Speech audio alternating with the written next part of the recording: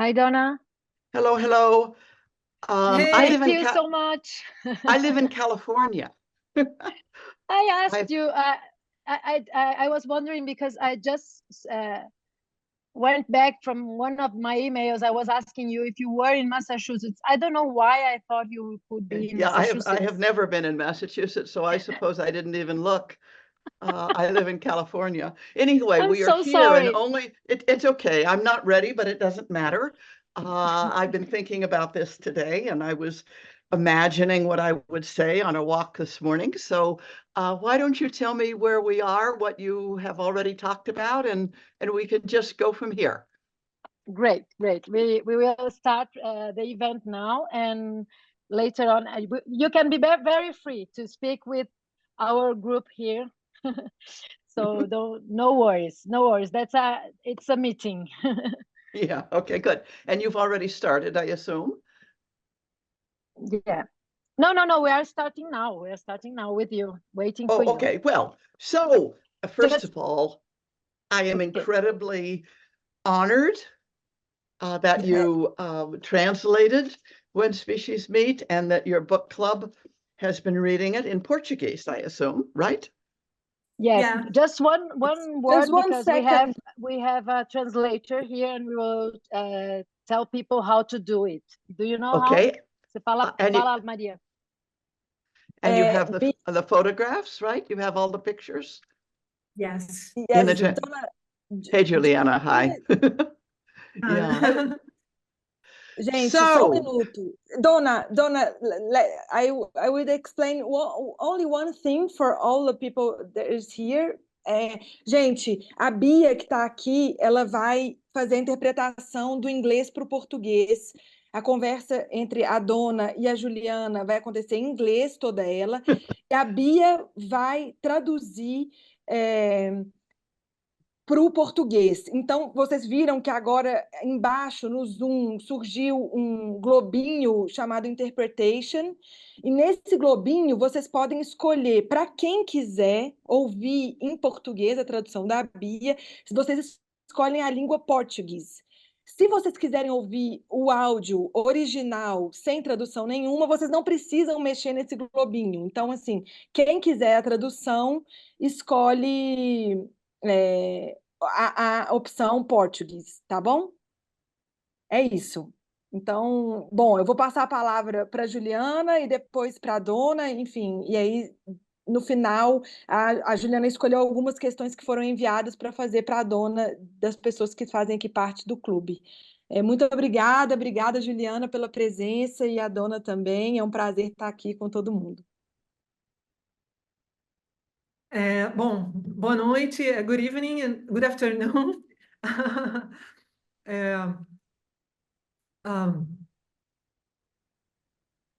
I'd like to start by thanking Editora Ubu for inviting me for this talk, this meeting, and I'd like to thank Florencia, Isabella, Valmir, Maria, and of course, I'd like to thank the great Dr. Donna Haraway, who kindly accepted the invitation. It's a huge honor to be here with you, to talk to you. It always is. And it's kind of informal now. That's okay. I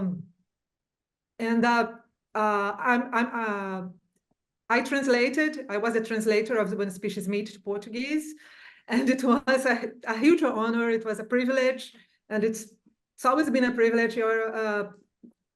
Donna Haraway, as many of you know, or all of you, she is she is a distinguished professor emerita in the History of Consciousness department at University of California in Santa Cruz, and she wrote many books besides When Species Meet, and a lot of texts too, and she's the author of Crystals, Fabrics, and Fields, and Primate Visions, and Simian Cyborgs and Women, and Modest Witness, and the interview one, How Like a Leaf, and When Species Meet, and of course the manifestos, and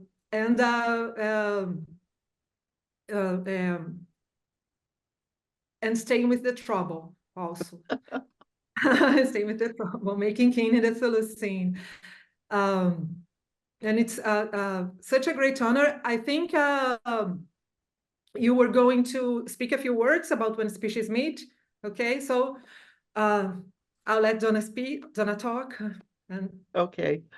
Well, first of all, thank you for inviting me, and thank you for reading my book. And Juliana, as you know, you and I have been colleagues now for quite a number of years. And you've been so generous in translating and speaking about and engaging my work, and your own work is really wonderful. So I feel really happy to be here. I have a dear friend also from Brazil who used to be my graduate student many years ago, Sandra Azevedo, who remains really close to my heart.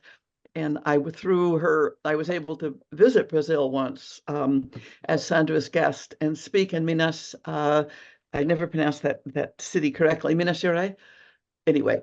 Yeah. Oh, you went to Minas Gerais, but you also went to I did. Teresópolis.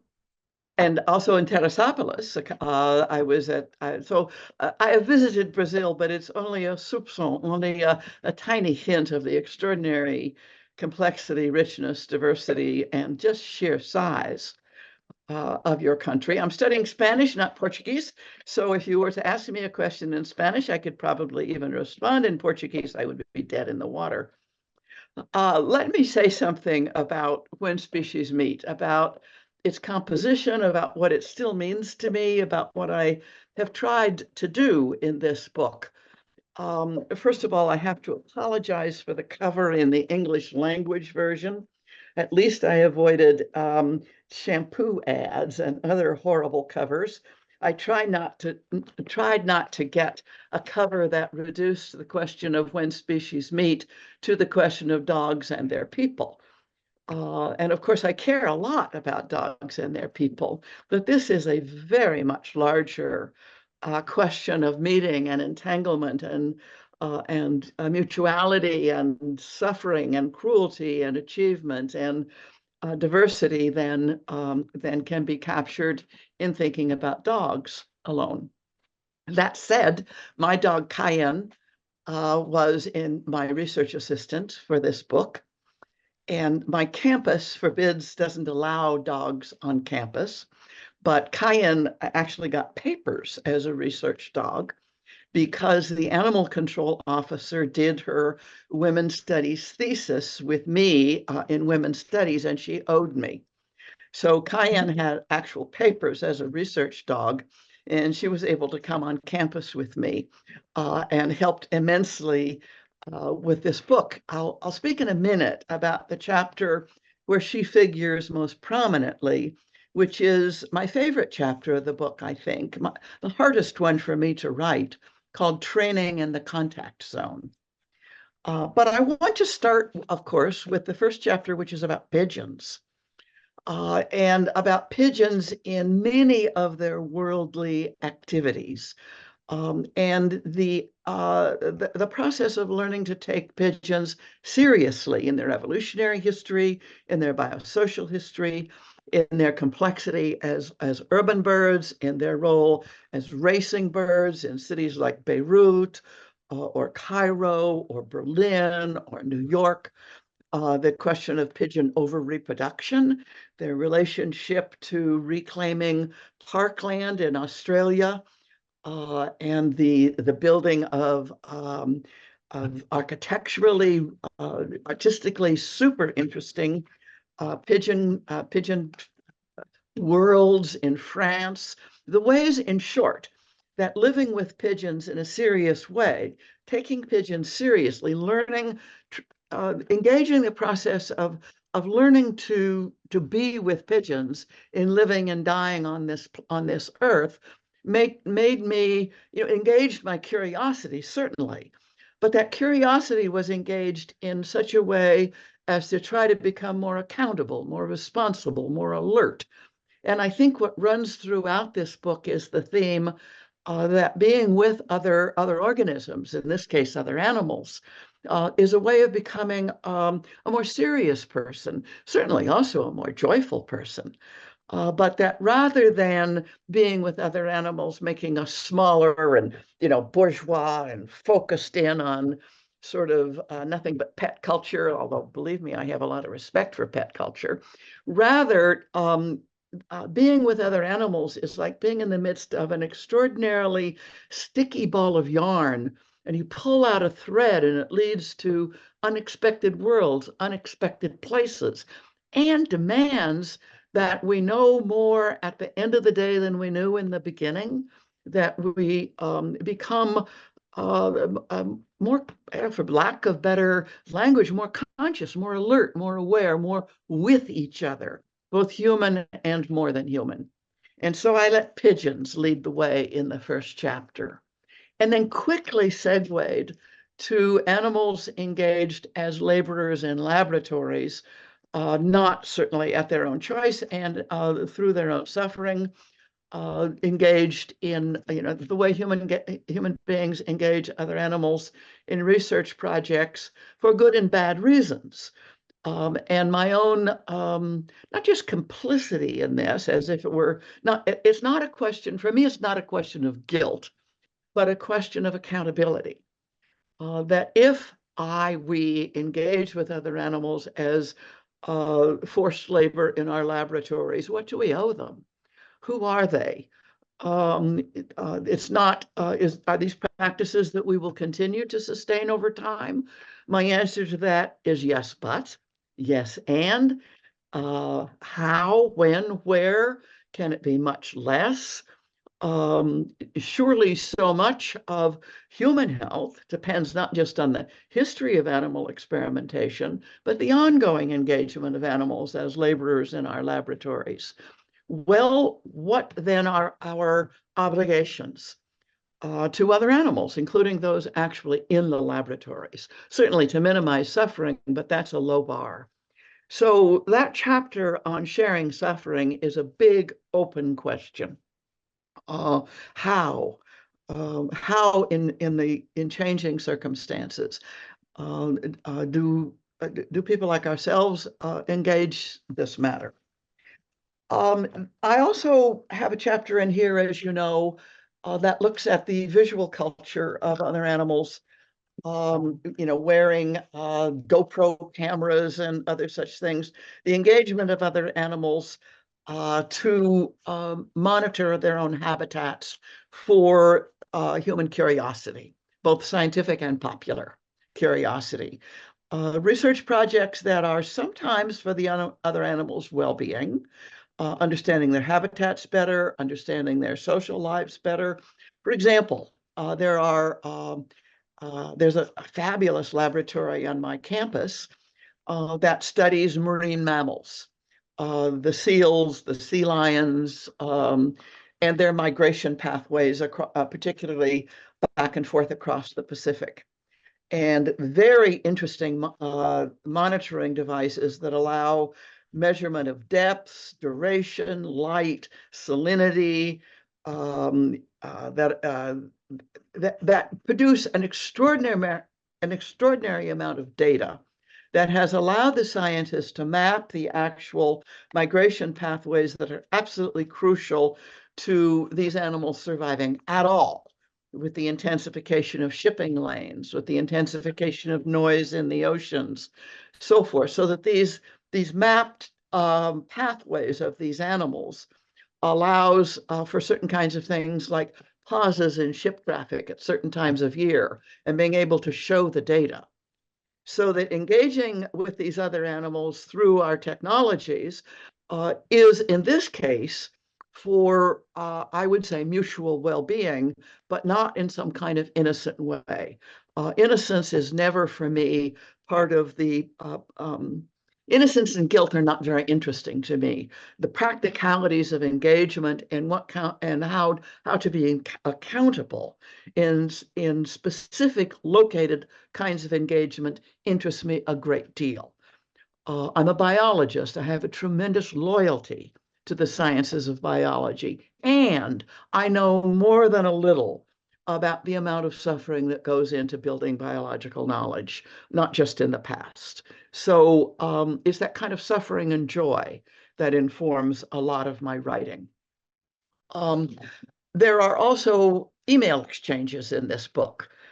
Email exchanges that are these little tiny gems of writing. I want them to be gems. Often enough, they're just pieces of dirt, but I'd like them to be little, faceted stones, faceted gems of writing that say something about encounter in email exchanges with my friends. There's also a chapter in here about my father, written shortly after his death, and his companion species relationship with his crutches. My father had tuberculosis as a small child. He had calcified bones in the hips and knees. He always walked with crutches. I remember my brothers and I chasing after my dad because he could walk much faster than we could with that arc of those crutches, the way he could use his arms to swing in these really long strides in the city when we would go walking with my dad. I remember his teaching me to score baseball before I could read, really, and going out to the stadium with him about 80 games a year in the summertime. All my friends deserted me. And my father propelling himself up a couple of hundred stairs on his crutches to reach the press box. His relationship with his crutches taught me something deep and really transformative in my life about companion species being with both the living and the not living, the human and the more than human, the technological, the organic, the crafted as cherry wood crutches. That these are all companion species relationships that are quite specific and need to be engaged in their specificity. Training in the contact zone was, situated itself in relationship to a very particular problem that Cayenne, my dog, and I had in playing the sport of agility. If you picture an A-frame about 5 feet high, and down here on each side, there's a yellow band at the bottom. Dog races up one side, down the other in a course, but dog's feet must touch the yellow going up and the yellow going down. And dog moving at speed through a course would really love to fly off the A-frame and go on to the next obstacle. So learning to go up and go down and touch both the contact zones is something that Cayenne and I had to learn how to do together. And we had to learn to do it. I had to come to understand why we were failing. What was it in my communication with her that was incoherent? How was I, out of my own frustration and my own ignorance, giving her signals that to her were just utterly incoherent? And then out of her frustration, she would fly off all the more. We had to learn to back up and start over with the guidance of a really skilled agility player who could watch both of us and say, okay, look at the timing, watch your timing, look what you're doing in such a way as not to engage her, but to be out of sync with her. Watch what she's doing that you didn't see. Take this seriously, meet in the contact zone, which is a zone of power, a zone of authority, a zone of having to do something rather than something else. It's a rule-bound zone. It's not a zone of freedom, but it is a zone of achievement. And can you take this training in the contact zone both as something interesting in and of itself for understanding how dogs learn, how humans learn, how you learn together? I found that really interesting, but also as a kind of metaphor for slowing down, for taking temporality more seriously, for learning, for being able to make mistakes and to live inside those mistakes, without dissolving into giving up or skepticism or something. Agility taught me a lot about living with failure, really, living with repeated failure, with a certain kind of joy, because without that certain kind of joy, I would punish my partner. If I got all screwed up because of our mistakes, it was Cayenne who would suffer my frustration. Okay? So training in the contact zone was a chapter written out of this experience that was also a proposition for thinking about contact zones, which, as we know from anthropology, from cultural studies, from the studies of critical studies of colonialism, we know that contact zones are zones of encounter that are always fraught with unequal authority. Contact zones are not zones of just happy meeting. They are zones of encounter where differential vulnerability is always part of a contact zone. So that training in the contact zone was my chapter where I tried to engage that both as metaphor and as practice. The last chapter that has the story of roasting the pig at a History of Consciousness departmental party in the face of many vegans who wouldn't have even liked tofu carved into a pig and roasted, dealing with the contradictions of contradictions within a community, calling each other to account but remaining loving, and doing it through eating together at a party. Which I assure you was not simple, because people had really strong feelings about hunting and killing that pig, which, by the way, is an animal that destroys the hillsides. These pigs don't have natural predators. They are released from white settler farms. They have gone feral. They produce in large numbers, and they destroy the landscape. Human hunters are in short supply for controlling their population, and the mountain lions are completely unable with their populations to control the pig populations. So you have any number of issues involved in that story about eating that roasted pig at my departmental party. And I wanted to end there, because I wanted to end again with a question, like in the pigeon chapter or the lab chapter or in the training chapter, ending with we've now opened up many things, and with both joy and suffering, and accountability and failure. And that book then ends, I try to make each chapter, but the book itself ends with then what? What is to be done? What is next? That old anarchist question, what is to be done? What next? Where do we go with each other? If this little book, with its very specific concrete material, has opened things up in ways that make us engage more fully. So that's how I think about that book now. And I think that's also why I wrote that book.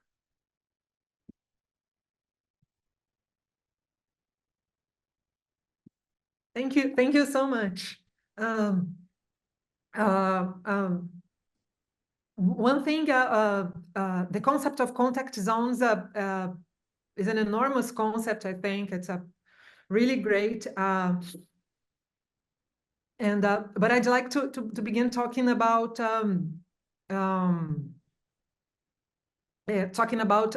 sorry. I'd like to begin talking about Cayenne and in this chapter, and training the contact zone. When you say, and I'm going to quote, you start practicing and you're really great together, and then you say you heard a rip. You were no longer whole. I turned on time in the right spot and all my parts technically correct. Cayenne turned well and correctly too. Then we just lost each other, period. It was not a technical mistake for either of us, I swear.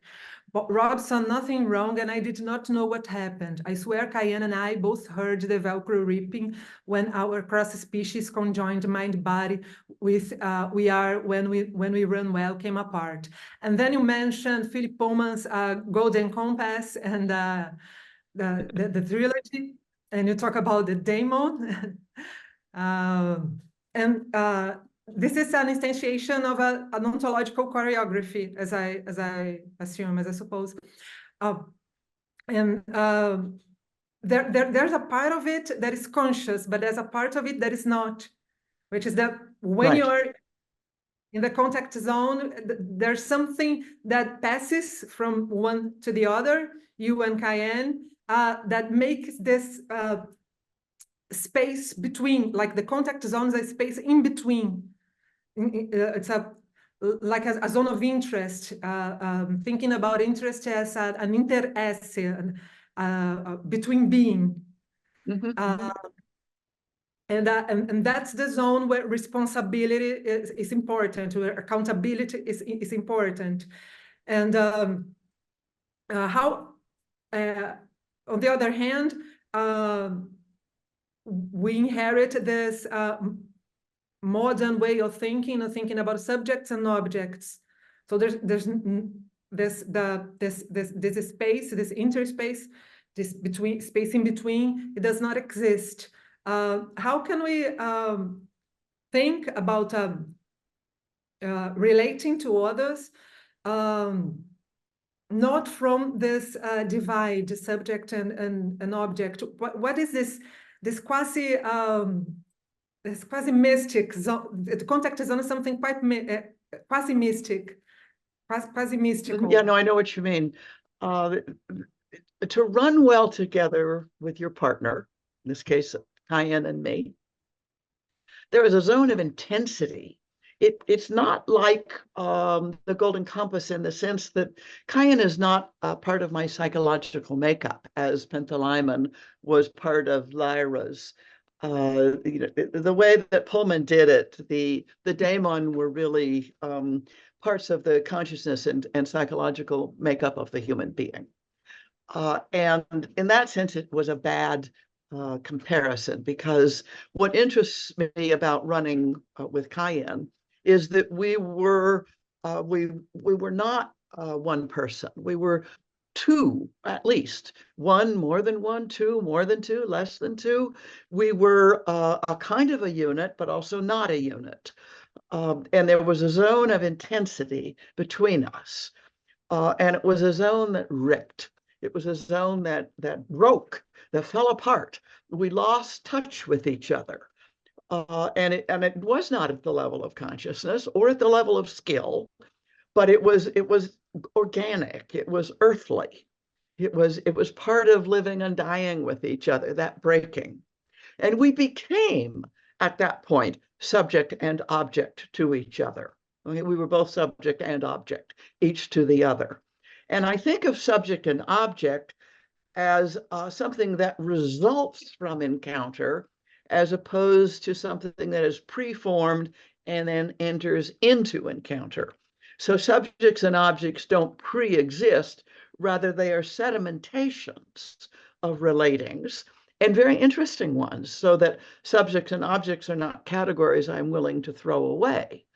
But I don't think of them as pre-existing, but rather as consequences of relating.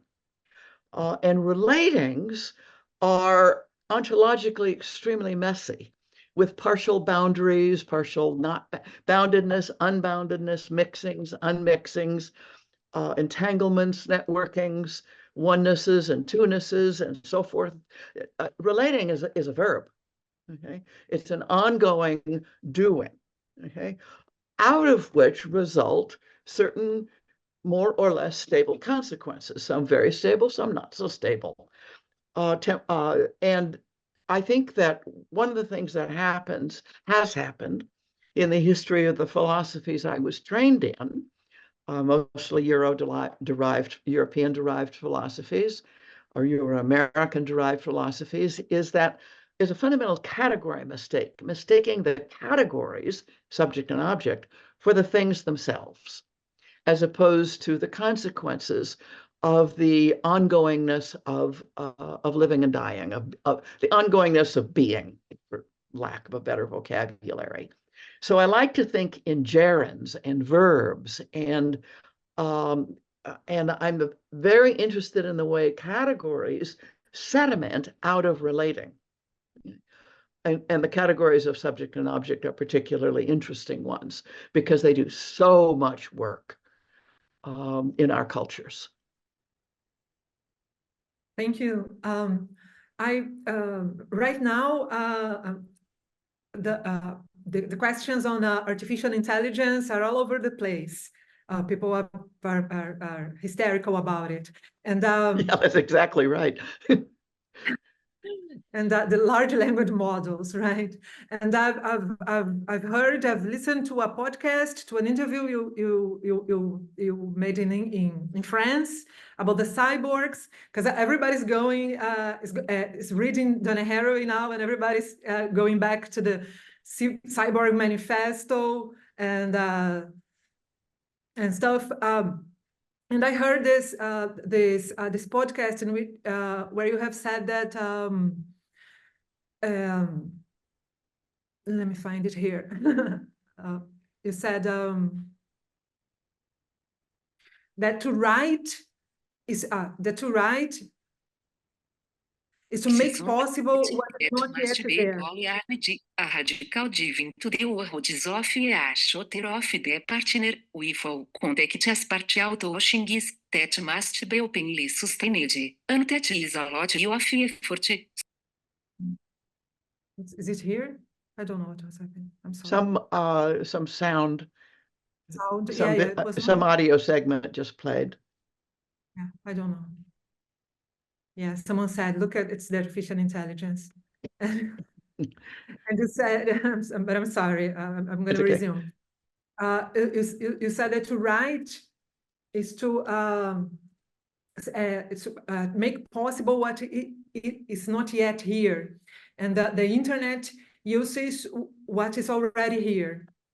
And I was thinking about it, and I remembered something Vincent Desprez once said. Then she said that to make up stories, to fabulate, she said it was not necessarily something as like a detachment from reality, but it was, and I quote her, to make insignificant details perceptible, possible details that have not been seen, and in a way to give them a chance.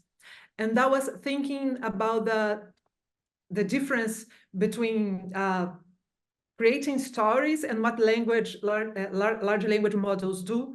And what they do is they can put stuff together, but they cannot make sense of it. And yes, but I think of the ways that some of the most talked about applications these days, like Chatbox and the sibling applications, mine the internet. And literally mining practices that are extraordinarily carbon expensive. The carbon footprint of all of this is immense. So it's hardly a disembodied practice. It's an extremely energy consuming practice, which has implications for the lives of beings on this earth. The mining practices of data with and without consent, and the data that are available, of course, are the data from which something else can be produced. And if the data aren't there to be mined, those worlds will not exist in the databases that are mined for story production or opinion essay production, or we all know this. Okay? So that the absence of so many human beings' worlds from the databases is an absence then from the stories that can be produced from those data. That's, of course, not new, because that making absent of so many people who have lived and died on this planet in practices of colonialism or hierarchical oppression or the absence of most people's lives from anybody's libraries, be they in digital format or any other format, is absolutely not new, nor is it necessary. I mean, who says that people's lives need to be part of anybody's library or database anyhow? However, if people's lives in databases can be used to do things to those people, it becomes another kind of question. If it becomes an instrument of exercising certain kinds of power or amassing certain kinds of wealth or so forth. If the presence or absence of people's lives from databases, be they in paper or in digital form or in some other form, ends up having consequences for who lives and who dies and how, then it becomes an ethical and political materialist question, right? So I think the questions around AI are, in that sense, similar to other questions around the way databases are assembled, on which practices are based. In this case, AI, artificial intelligence rooted in these databases. Now, I don't actually think it's true that new things are not produced through the operations of these programs. I think these programs produce things that are really quite amazing to those who consume the product. Not always. Some of it is really just plain stupid. I read, for example, a chat box produced version of my writing, and I thought, if I wrote like this, I would commit suicide on the spot. If they think that's what I sound like, not only have I failed, I should just quit. Anyway, I think it was plain stupid.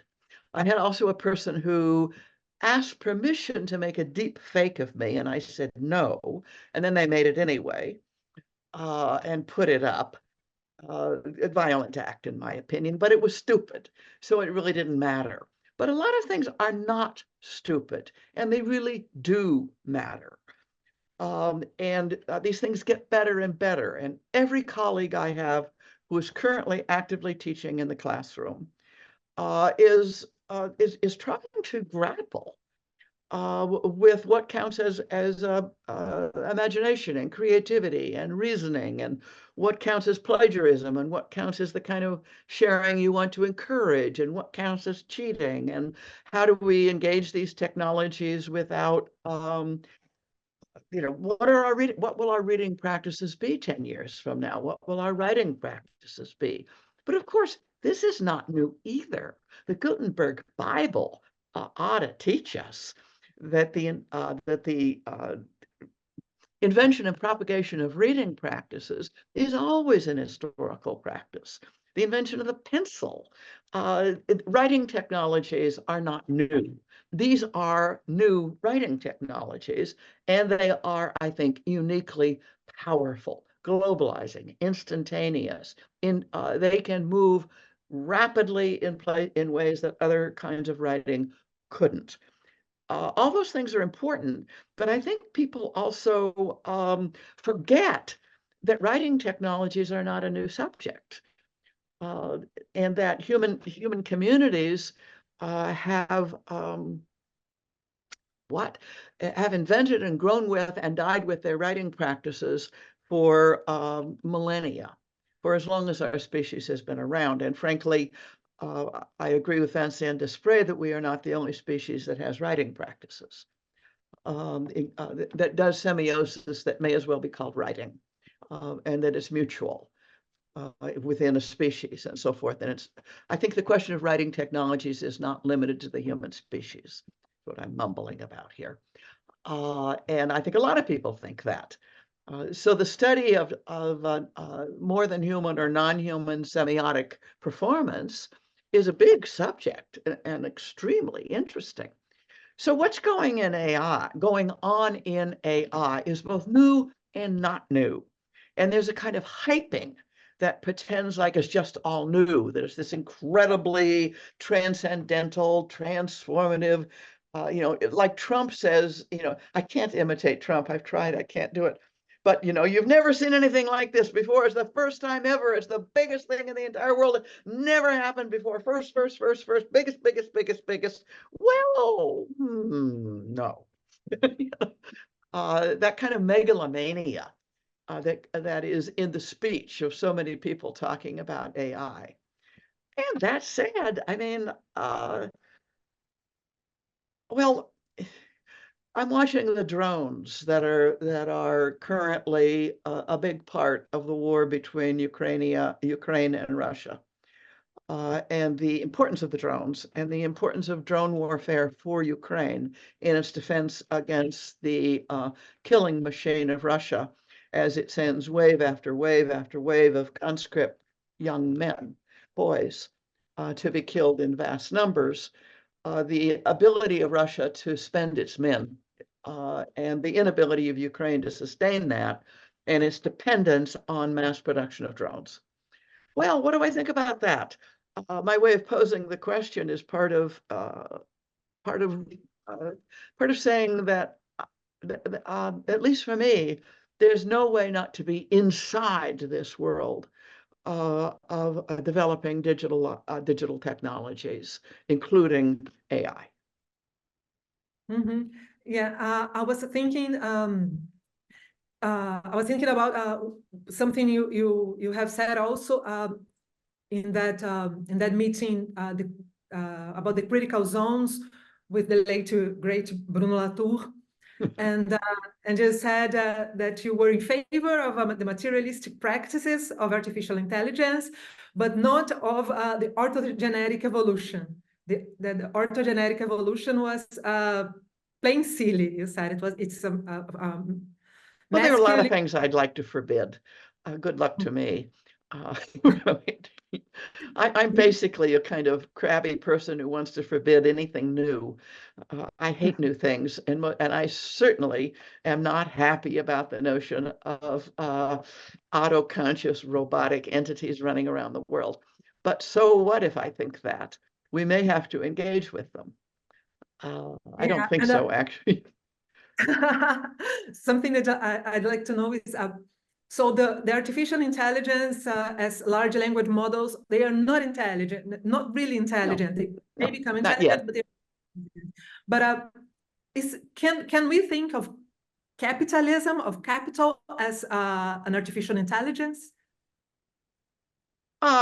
Capitalism is many things. I think of finance capital, for example, and its apparatuses, which are entirely materialized in digital formats, really, and operating with various kinds of automatisms, various kinds of outside of even human knowledge about how the systems work, much less human control.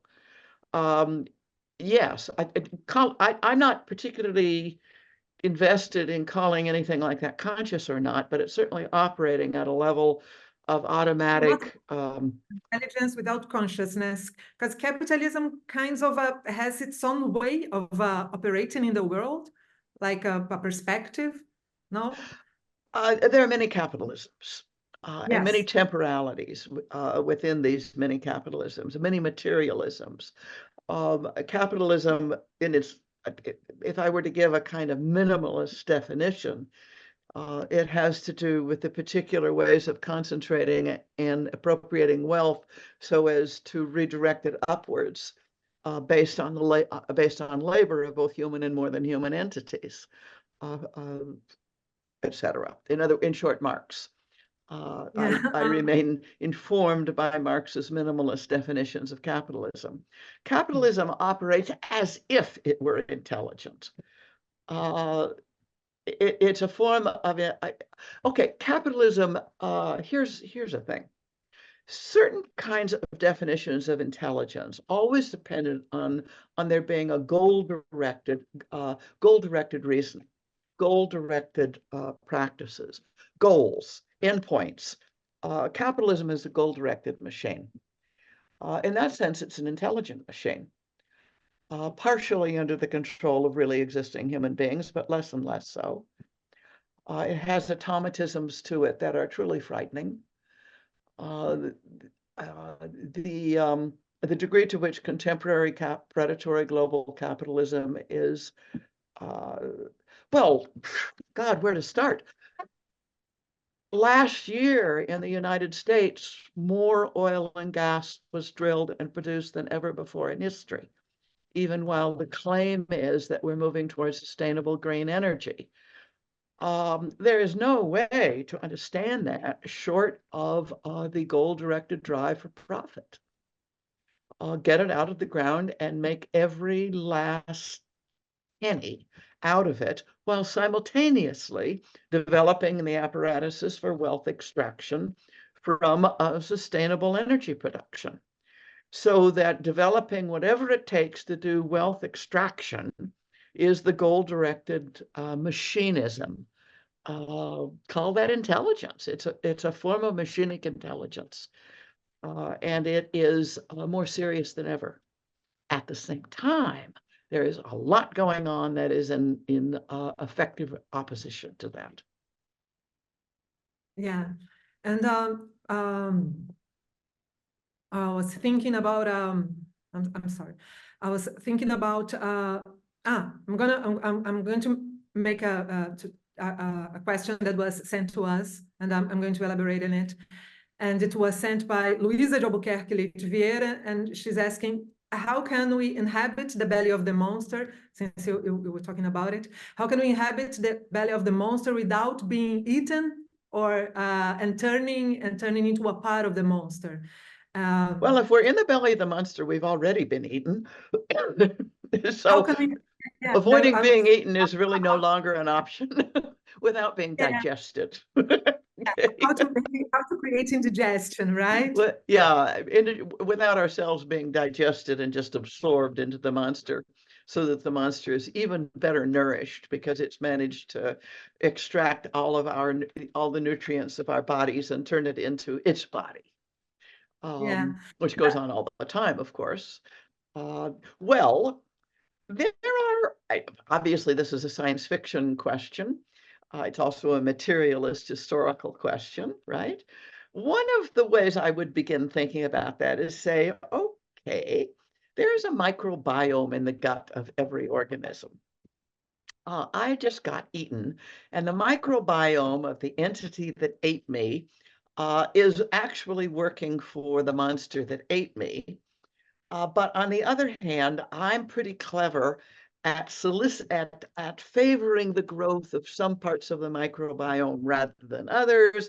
And I have a microbiome of my own that I'm going to get into the mix. I'm going to make allies with the other organisms that are here in this belly and in these intestines, okay? And we're going to systematically, bit by bit, decompose the monster, and we're going to emerge in a metamorphosis of some kind of entity that's never lived on the planet before. It's not me, it's not that. Something is going to emerge out of the decomposition of the monster, right? So that finally its slime is going to fall away, and there's going to be something there that was never on Earth before. Not me, because I was eaten. On the other hand, I didn't turn into the monster, but with my allies, we became something else. Well, you see what I'm doing with this. I'm going to use that as a kind of parable for our learning to become something other than we were before with each other, so as to decompose the monster rather than being digested. Yeah, that's wonderful. And I was thinking about how important those figures and metaphors and the visualizations, or the stories that enable us to think are important to you. Yeah, and that culminate in the formula that it matters what stories. Exactly. It matters what stories. Well, I can't think without stories. I feel like if I'm in the belly of any monster, it's in the belly of storying, proposing stories, imbibing stories, living with stories, being inside stories. Now, not everybody has that particular kind of emphasis in their makeup. And I feel very strongly that we need the diversity of each other's sensibilities here. Not everybody has to be like me in this regard. And in fact, I need the companionship of other human beings who are not quite so needy of always being inside storying, because that tension between us is really important. Repeat your question. I lost track of the question. Yeah, I never get to the question. Never got to the question. The No, question but you is, did this time, and then I forgot it. So that was punishment for getting to the question. Sorry, I was wondering if you could say a few words about how the matters in It Matters What Stories. Right, How the right. It also speaks about materialization and this relationship between the acts of speech, or like stories or imagining, and making worlds. Right. Well, there's so many ways that I've tried to think about this. And as you know, it was Marilyn Strathern who gave me It Matters Which Ideas, Think Ideas. And she was using her friends and informants from Highland Papua New Guinea to undo many things, to undo, redo, to rethink. She was using the cognitive practices of her teachers in Highland Papua New Guinea to think cognitive apparatuses in Great Britain and Europe in relation to the law, in relation to business accounting, in relation to different kinds of areas that are supposedly, particularly the domain of rational practice. But she was thinking otherwise because of inhabiting thinking practices to redo thinking practices, and foregrounding, prioritizing, normalizing the Papua New Guinea reasoning practices to renormalize the European thinking practices. And they weren't totally different, of course, but which one you normalize to comment on the other really matters. So she was switching the direction of normalization in such a way as to be able to, and this was a kind of a contact zone question. What emerges in a contact zone was not in either one before, but it is something that the difficult encounter of both makes possible, that in that sense is new, right? So I just took Marilyn's idea of It Matters Which Ideas, Think Ideas, and riffed on it in a whole lot of other areas. It matters which matter, matters matter. I just did a whole lot of recursive games, really, that helped me think differently. And in relation, among other things, this is so obvious and simple. If I'm thinking about the stories of the Western United States and of California, I'm not going to start with the white settler colonists. I am obligated to know something about the way this land has been storied before the stories of the white settler colonists. And then they encounter each other, often in deadly ways, but not always. So what happens if the stories of the Ohlone or the Miwok or the Amamudsen normalize the stories of the Spanish first in Greater Spain, and then of the Anglo-Americans in the post-gold rush era of the late 19th century and on with the white settler colonists in California? What happens if their accounts of the land, of the water, of each other, of kin making, of the more than human world, what happens if the direction of the normalization of stories changes? Now, there's a kind of kidnapping that goes on in doing this, as you know, having been trained up by good anthropologists.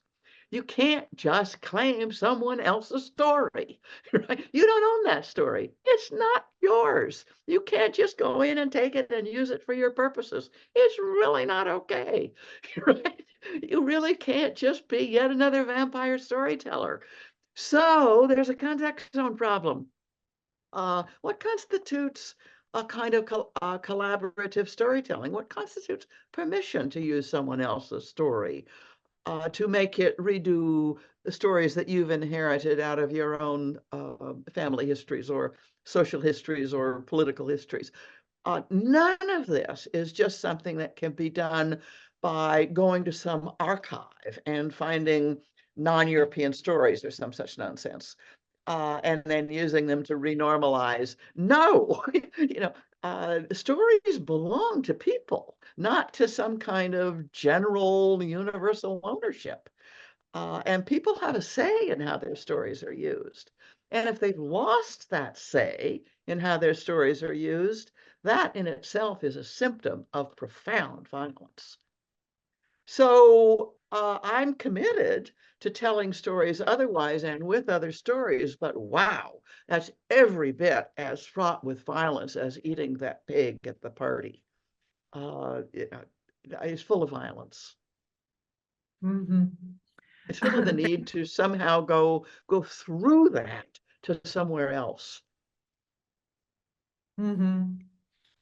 And do you think the idiom of science fiction and is special and important, like the SF, which is a Well, practice? I do. Yeah, I think it's important. But a lot of questions asking a lot of questions from the readers asking about dystopias and what do you think of dystopias, and if they are and all this literature, this apocalyptic literature that is happening right now, and how to think with it, and how to make worlds Right. with it. Well, I read an occasional dystopic novel or watch an occasional dystopic film and so on, just because of the thrill of despair and whatnot. But I'm way more interested in the science fiction writers who are world building, like Kim Stanley Robinson and his Ministry for the Future, and his the complexity of his thinking about how to survive our current dilemmas. Not on Mars, but here. And what kinds of how will money work? What about water? How is water redesigned? What about eco-terrorism? What about Kim Stanley Robinson's near future book, Ministry for the Future, is the kind of science fiction that I read and that I propose to others to read. Similarly, Ursula Le Guin, many others. People who are engaged in world building that isn't fundamentally dystopic. It's not utopic, but it isn't fundamentally dystopic. That it engages the complexities of living and dying with each other, including the histories. So the science fiction I'm interested in is like that. And Bruno Latour, whom I miss all the time, and I'm really mad at him for dying. It was really not okay for him to die all that early. I miss talking to Bruno, including I miss fighting with Bruno because he was one of my favorite enemies. He was a dear, dear friend, and we struggled with each other about a lot of things. Feminism, for example, and then science fiction. Bruno didn't like science fiction. He had really categorical ideas about what science fiction is. He loved Gary Powers, who I think isn't exactly a science fiction writer, but is certainly a near cousin. But Bruno invited me in the Critical Zones book to finally convince him about why he should read science fiction. And I said, okay, Bruno, I'll try one last time to convince you that you should be reading this material because it will help you think better. And it might save you from reading Carl Schmitt in your spare time. You can finally get rid of Carl Schmitt from your system and maybe read Kim Stanley Robinson or whatever. You don't even have to read girls. I can give you the names of lots of boys. I can give you all kinds of names so that you can stop reading these guys and stop, using them when you have way better tools at your hand if you only read them well. So I tried one last time to convince Bruno to read science fiction. And all of the science fiction I used was by the girls. And most of it was by Native American writers, because there's been an explosion of interesting science fiction, science fantasy, speculative fiction, indigenous fiction, indigenous futures, called many things. There's been an explosion of writing that renormalizes the stories and that help one think the present, past, presents, and futures differently. And that uses the stories to propose other worlds that are just barely imaginable and maybe just barely possible. Because if we can't imagine them, if we can't imagine them, we can't possibly construct them. So it's a kind of, so I wrote this piece for Critical Zones. And Bruno, with his usual sense of humor and great kindness and all the rest, read it, but I think he went on reading Carl Schmitt to the bitter end. Yeah, but he also he was reading feminists seriously the last several years of his life. It changed his thinking. I really do think that's true. Yeah, and escape somewhat from the trials of strength that you. Really, Bruno. One more trial of strength, and I'm going to throw up. You know, we've had enough trials of strength to last for many planetary lifetimes. Let's find other figures of engagement. Let's find other figures of dealing with what we're opposed to than trials of strength. Yeah, and I was thinking when we speculate on or when we fabulate on when we engage with these stories, they have how can I say, they have conditions of happiness. What's the condition of happiness of a story? It's their consequences. Like Yes. you have to ask yourself what the consequences are of these new possibilities, which have not yet existed in the world or were not perceived, and decide whether or not they are worthwhile, for whom and under what conditions. Exactly. It's not about calculation, but it's not the probable, like it's an invitation to An invitation. I like the way you said conditions of happiness. Yeah. And instead of trials of strength, what about trials of agility? What about training in the contact zone instead of trials of strength? What about confronting failure and the need to somehow live otherwise? What about imagining peace? What are well, Bruno asked this too. What are the conditions of making peace? I mean, in Israel-Palestine right now, between Netanyahu and Hamas, we're certainly seeing what happens when no one is willing to abandon trials of strength, and mutual extermination becomes the only imagination of a possible future. And they both deserve to rot in hell, the leaderships, in my view. I think we all agree on that. I'm going to now open the debate and for like 2 or 3 questions from the audience. Okay, is it okay? Well, good. Before you do that, I would have worn a proper shirt with a collar and looked much nicer had I understood that I was supposed to live in Massachusetts.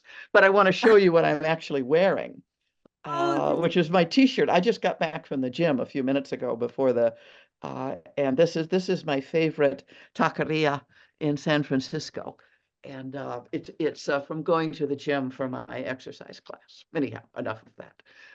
Yeah. And I know you've been studying Spanish. So Marisol de la Cadena was here like a month. I was with her. It was great. Yeah. Well, so Maria, you can talk to people. How can we do it? Então, a gente pode abrir agora para as questões. Gente, se vocês quiserem escrever no chat, ou se vocês quiserem levantar a mão para fazer a questão de viva voz, Eu acho que quem for fazer a questão em português, aí eu tenho só que, Juliana, se você puder explicar para a Dona, que aí, se a pessoa for falar em português, ela vai ter que ir lá em interpretation e escolher o inglês, para ela ouvir a tradução em inglês. É isso. And Maria is saying that if people talking talking in Portuguese, you have to go to this interpretation icon that is on Zoom. Like Hang on, let me find it. Okay, I've got it. And I want the English, right? Yes, I click on the English. Yes. Yes, I perfect. can. It works. A gente, então, Great. Paul, se você quiser fazer a sua questão e depois o No, you Felipe... sound like a human being for sure. Are you Paul? No, Okay. I'm Paul. But, No, but I can who am ask I in talking English. to? Now me, Paul. Yeah, you. Okay.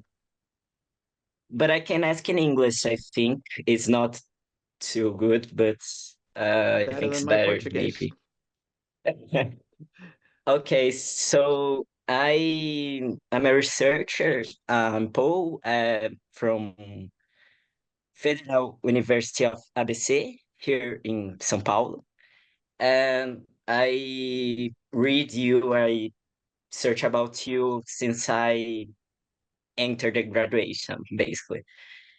And one of my doubts is about the term imagination. I do philosophy and interdisciplinary humanities and something like this. So I very interested about the term, the imagination, because you talk a lot about this in your rights, how important it is, but you never write exactly about this term, like imagination, this, like, I think it's my view. You talk a lot about metaphors and figures and all these things that I think imagination enter mainly there. And I want to ask something like this: what is what is imagination for you? What is the function? How appears? Because I search a lot of things about you, and it's very hard to find something exactly about this, because philosophy is a very since Kant, for example, it's a concept that we work like has a huge, and I imagine about this, like I have some hypotheses, but and one more, but it's simple. What is the mainly difference you think you changed from Haraway from 80s from Haraway now? You're right. Yes. What's you think? Because I think I'm a better writer, feel, but yeah. I feel some changes, but I can't say exactly what I'm feeling. Just, well, it's different. Something's different. I don't know. But well, imagination. Thank you.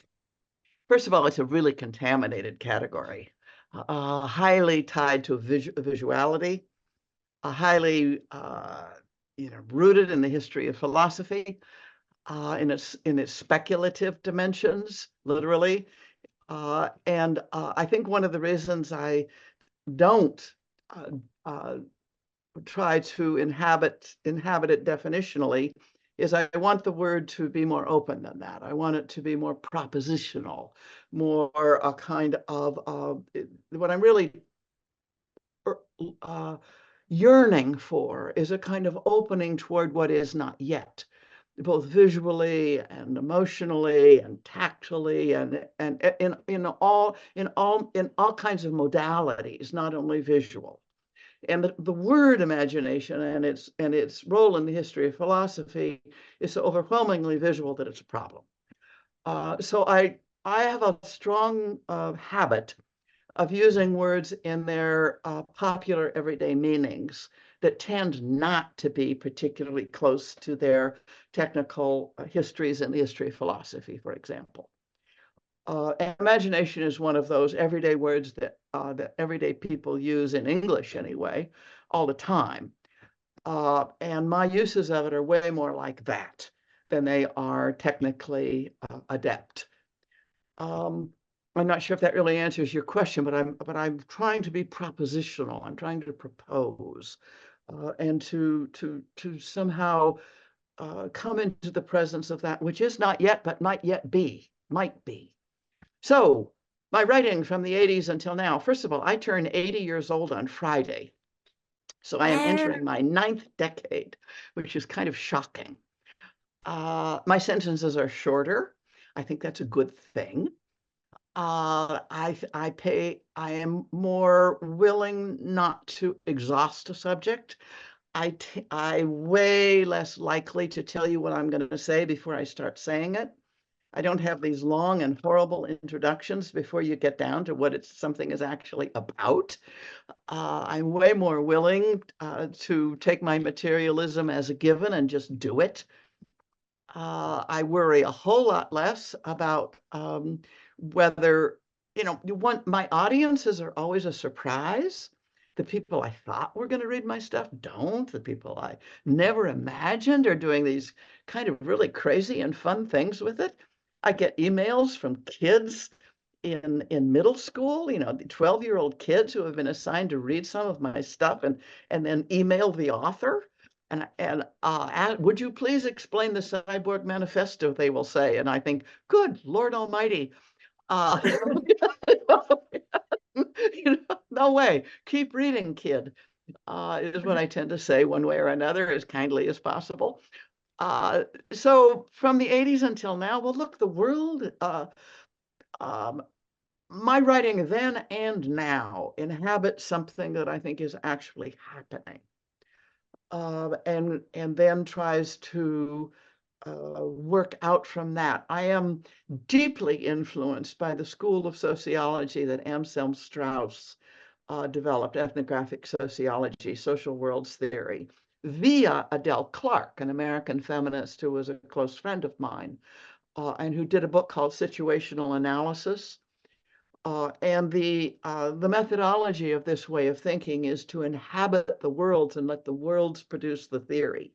The theory is produced out of the learning to describe the worlding, learning to inhabit, and in a certain sense, channel the worlding in a kind of semiotic materialist way.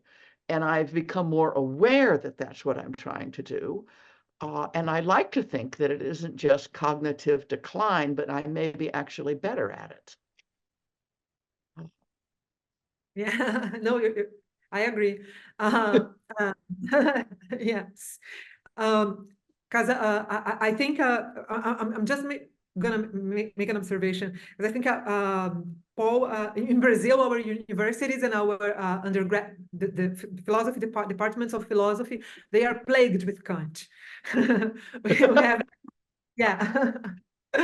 So it's yeah. really, Well, you could do worse, hard. but yeah. Well, maybe and this sort of thinking also, and people here think there's a difference between the Cyborg Manifesto and your more recent writing, in that your recent writing, like Staying with the Trouble, you became vitalist, that you came from a more mechanicist. Yeah, could you comment on that? Yeah, I know this line. Yeah. Yeah. And well, I tell people to read Crystals and Fabrics, but read Crystals, Fabrics, and Fields, but also, frankly, read the Cyborg Manifesto, because it's about a 3-part relationality, only one of which is machinic, and the other of which is the other 2 legs of the tripod are human beings and other organisms in relation to each other. And it was never the kind of blissed out techno-bunny, digital machinic. It was never about some kind of transcendental cyborg, whatever. It was always about the triad, and frankly, it still is. I'm still deeply interested in the technologies, digital and otherwise, and in the human and more than human, human and non-human, both organic and not, living and non-living, built and not built, and the relationalities among them. In that sense, it's a continuity. Now, foreground and background changes, no question. And in Crystals, Fabrics, and Fields, I was arguing against the mechanistic paradigm in developmental biology and against vitalism, but for a kind of what? Vital materialism. It was right on the edge of vitalism, but I don't think it slipped over the edge most of the time. But it was frank anger at the mechanistic paradigms as they operated in developmental biology, no question about it. Staying with the Trouble is overwhelmingly engaged. That book does not fundamentally engage the questions of digital worlds. It doesn't take on AI. It doesn't take on all kinds of things that are profoundly important. I'm way more ecologically rooted in that book. I'm much more interested also in that book.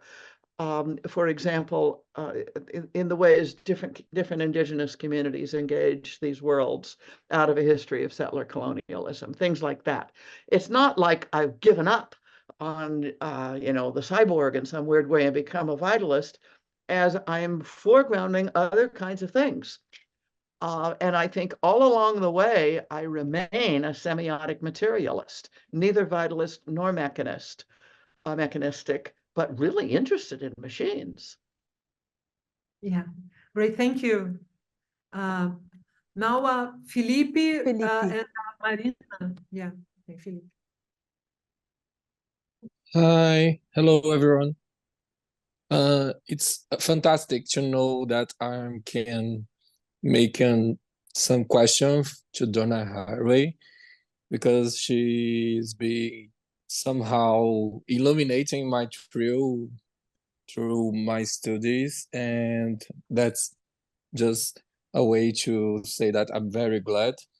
Anyway, I have a few one question, but I'd like to introduce like how LGBT community learned with AIDS pandemic that you are not only social bodies but political bodies, and in the way that, for example, ACT UP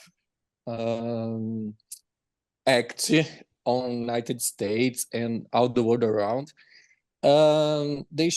you're living like with you're not only a biological body, but somehow with medicines that people need to get treatments or prep. I don't know if in English they say the same, but I think they do. It's the same term. You understand that the connection between this social body and also the political body, that they are very connected, but sometimes, of course, you are subjects. You're not always as making in a groups or movements or related to things that make us just fight together, or for example, anti-capitalist persons. And my thing is to try to understand better in my readings about in your issue, in our essays, and also your books, of course. You're just, of course, you're not a person that is reductionist at all, and that will make me very that what make me read more, understand your points about the theoretical way to treat some of course some extra theories like social body or political body. And I want to read you, I want to listen to you talking a little bit about how the social body is making in the new book, or how this political body is understood by you, and how to make if you have making a new a new or another body together because of the cyborg thing, something like that.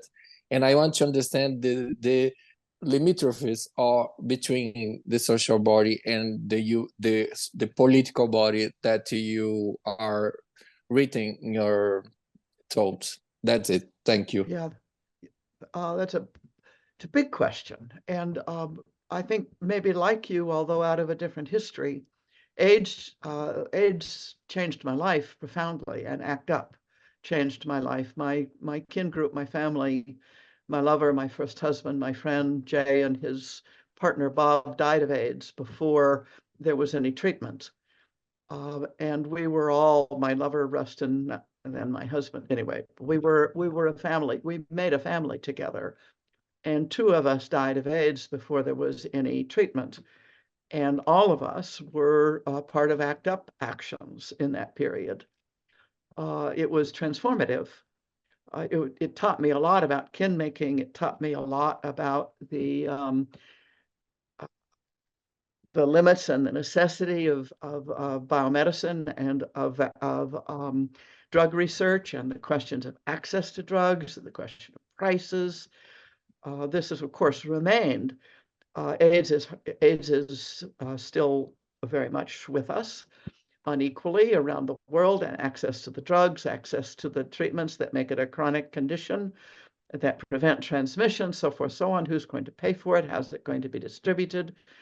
What kinds of conditions do people live in relationship to just this virus? Forget Mpox virus or the COVID and its variants, or the West Nile virus and its variants. Right now, human beings are living in intimate relationship with many globalizing viruses that differentially affect people, and that are the subject of research apparatuses and distribution and justice and injustice. This is the social body. It's never individual. It's a relentlessly collective question. It's a relentlessly collective living, and it's changing all the time. And we live in a pandemic-friendly world, kind of a petri dish for pandemics, where globally the underfunding of public health apparatuses, even in the rich countries, much less around the world. For example, I couldn't be happier that there's a pause in the fighting in Gaza to allow polio vaccination. But it's also certainly a bad joke to vaccinate 600,000 very young persons in Gaza who the next day are subject to bombing. The craziness of it all. What counts as a public health emergency? Well, polio does, surely. Polio is a public health emergency. It is part of the social body. It should not exist. There is no legitimate reason on earth right now for polio to be infecting anybody. And the people it is infecting are at the end of a cascade of injustice, including sexism, the killing of health workers in Pakistan, for example. Polio only exists because of extreme situations of war and injustice, including gender injustice. And then, Christ almighty, excuse my profanity, in the United States, Robert F. Kennedy Jr., vaccine resistor, now endorsing Donald J. Trump. And if Trump is elected, is likely to be our next Secretary of Health and Human Services, enforcing policies that will kill people. All of that is the social body, right? It's a bad joke.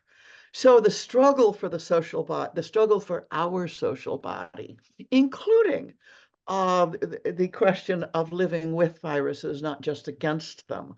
What kinds of ecologies, who lives and who dies, and how in these ecologies that also involve viruses. For example, the pathogenic viruses are the extreme minority of viruses on this planet. They're a tiny, tiny, tiny, tiny percentage of viruses, the pathogenic viruses, but they get all the attention, and we know next to nothing about how many of the other viruses operate in the production of health, for example, in normal development, both of our species and of other species. We know a little bit more now about the bacteria and the fungi. Not a lot, but we know more about them than we did a few years ago, but still so little about the non-pathogenic viruses. And the multiple companion species relationships that produce bodies, that produce living and dying. So I'm just riffing, saying that the experience of the death of my friends and of my family in the AIDS virus was transformative for my living with biomedicine forever after. Yeah. Thank you, Donna. Do you think you can answer one more question? Sure. If you guys have time, I do. Oh, I started late. I came late to the party. So Marina, would you like to speak? Hi. Yeah. Hi, everyone. Good evening. Good evening, Donna. Thank you so much for being here. It's really very kind of you to save some time for us. My name is Marina. I'm speaking from Northeast Brazil, and I have been researching lately about public policy for the Anthropocene. I know you have your opinions regarding the term, but I was wondering what are your opinions about public policy? And you were just talking about politics, but I was wondering more on the side of public policy as an ally or as the monster itself, because I do keep thinking if we will ever see public policies using multi-species stories and taking those ideas under consideration. So that's what I would like to know. Yeah. Well, look, I'm very promiscuous. I think we need all of us. And I work by addition, not by subtraction, including with the word Anthropocene. It's a necessary word now, whatever its history it might not have been 10 years ago, it certainly is now. So I think that well-trained statisticians, public health officers, policy people, so forth, working to craft public policy is really important. I think struggling for public policy is not optional, but not everybody has to do that. We need our activists pushing our public policy professionals hard. We need people engaged in social movements who are maybe not themselves crafting public policy, but are pushing policymakers to do a better job, and maybe bringing down some of their houses of cards, bringing them to account. So that's just two aspects of the. We need our activists. We need our public policy professionals. We need people. We need people who are differently situated in order to address the complexity of the worlds we're living in. Thank you. Is there anyone else? Okay. Tiago wrote here that let's go back a little to When Species Meet. If can you or? Sure. This is the last one. In When Species Meet, you mentioned Carol Adams' critique that you protect domination and ontologizes animals as edible. And he asks you to comment on that. But I think you've commented on that already, right? Well, I think she's right. I think the radical vegan argument in Carol Adams makes a good one. They're not wrong. They're right. I just think it's not the whole discussion. Yeah. Thank you. And I think we can wrap it up and thank Donna enormously for this opportunity for talking to us. And I'd like just to ask how's Shindichu doing in agility? Oh, Shindichu is fabulous. Yeah. Shindichu, which of course, as you all must know or may know, Shindichu is from an Ursula Le Guin novella. Yeah, I love it. Paradise is Paradise is Lost, that's not it. Anyway, she's from an Ursula Le Guin novel. And Shindachu is 4 generations out on a multi-generational spaceship. The former Mandarin speakers, 4 generations out, pronounce New World, the planet to which they're heading, as Shindachu, which is a mispronunciation of contemporary Mandarin, but we're 4 generations out. And Shindachu is from Taiwan. She was a street dog in Taipei. I got her entirely by accident. International adoption of dogs is really not something I, generally speaking, advocate. On the other hand, here I am with a dog adopted from Taiwan. What am I going to do? Well, I become responsible in ways I wasn't before for what's going on in Taiwan. That's one small answer to that question. Shindachu is fantastic. She's going to be 9 years old in November. She is gorgeous. She's a seriously fast, beautiful dog who's descended from the indigenous non-Han dogs of Taiwan, and mixed with everybody else who ever went to Taiwan, which includes the Dutch Lurchers and Japanese war dogs and lap dogs and the US breed dogs and everybody who's gotten all mixed up in Taiwan in their street dog genetic population. She's from there. And she's doing very well, thank you. And she climbs up in the bed in the morning and climbs under the covers and insists on being under the covers with Rustin and me in the morning. It is her natural right. It is my definition of natural rights in philosophy. That's wonderful. Thank you so much, Donna. And I'm gonna pass the word to Florencia to. No, just to thank you so much, Donna. It was a real honor and a special privilege to have you here in this. Well, and thank you for organizing it. And I'm certain when I look back at my email, it's going to say Eastern Daylight Time and not Pacific Daylight Time, and that I simply didn't pay any attention. I'm so sorry about that, and really. No, it's both really, of our. We both thank made it you happen. so much for coming so quickly. It was, no, you saved me. You saved me. Otherwise, people would be there, and I would be like, "Oh my God." Well, and you saved me. I would have been so upset at 6 o'clock, and I would have felt horribly guilty. So we saved each other. Okay, thank you so much. Thank you, everybody. Thank you for such an inspiration and a reference in this. I'm at a loss of words. I just love Donna and love her work so well, much. And thank you very much. I'm going to. Much. Donna, we love you. Thanks so much. Bye-bye. Bye-bye.